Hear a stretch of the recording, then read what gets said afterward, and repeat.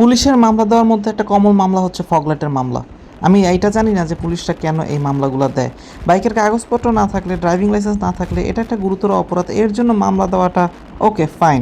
Helmet না থাকলে এটাও ওকে ফাইন, মামলা দেওয়া যেতেই পারে, যেহেতু একটা নিরাপত্তা ইস্যু থাকে। কিন্তু ভাই লাইট, এই যে লাইট, এই লাইটটা তো খুব জরুরি, ফগ লাইটটা খুব জরুরি। যারা হচ্ছে গিয়ে রাস্তায় বাইক চালায় বা গাড়ি চালায়, বিশেষ করে হাইওয়েতে যারা রাইড করে, এমন অনেকে আছে ঢাকায় থাকে কিন্তু তারা হচ্ছে গিয়ে জব করতে যায় গাজীপুর বা হচ্ছে নরসিংদী বা হলো আপনার আশুলিয়া, তারপর আরও অনেক জায়গায় ঢাকার বাইরে জব করতে যায়।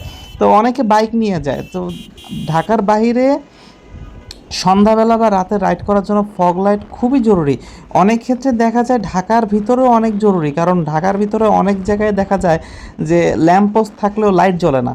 তো সেইখানে যে বাইকগুলো যারা রাইডার, তারা যারা বাইকটা চালাবে, তারা কি এখন অন্য একজন মানুষের সাথে যা লাগাই দিবে? কি করবে? এবং উদ্ভট মামলা। আর এই আইনটাকে কেন যে হলো গিয়ে নতুন করে কারেকশন করে না, আমি এটা বুঝলাম না।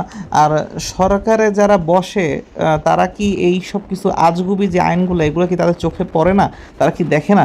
তারা এগুলো যে কেন কারেকশন করে না, আমি এটাই বুঝলাম না।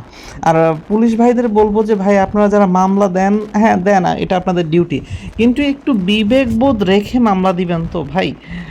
কারণ আপনাদের দায়িত্ব মামলা দেওয়া না, আপনাদের দায়িত্ব কিন্তু বুঝাও যে কোন আইনটা ঠিক, কোন আইনটা বেঠিক, কোনটায় মামলা দেওয়া উচিত আর কোন আইনে মামলা দেওয়া উচিত না, এগুলো কিন্তু বোঝাও কিন্তু আপনাদের দায়িত্ব। তা না হলে তো এটা তো ভাই যে ক্যামেরা লাগাই দিলেই হয়ে যেত, অটো মামলা হয়ে যেত, তাই না? তো আপনাদেরকে দিয়ে তো আর সরকারের মামলা দেওয়ানোর কোনো দরকার নাই, বা আপনাদেরকে রাস্তায় সরকার রেখে তো কোনো লাভ নাই। ডিসিপ্লিন ঠিক করতে হলে তো অনেক বর্তমান আধুনিক টেকনোলজি আছে, তা দিয়েই করা যায়। তাহলে আপনারা কেন আছেন?